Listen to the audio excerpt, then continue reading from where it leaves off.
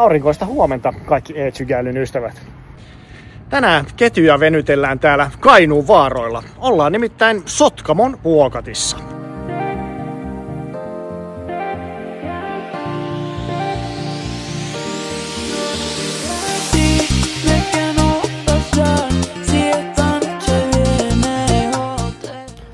Basecampinä tällä reissulla meillä toimii tää Vuokatin urheiluopisto.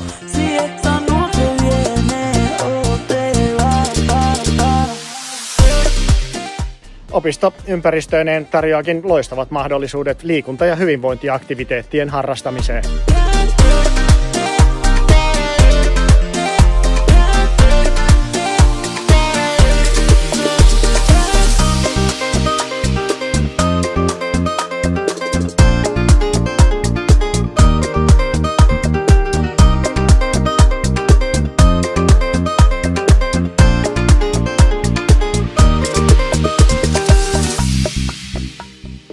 Leppoisa e-pyöräilypäivä täällä Vuokattivaaran hiekkaisilla harjuilla alkaa olla pikkuhiljaa suditeltu.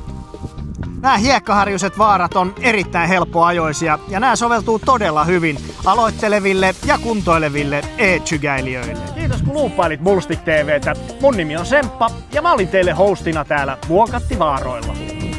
Eiköhän oteta pikkunen avalanche!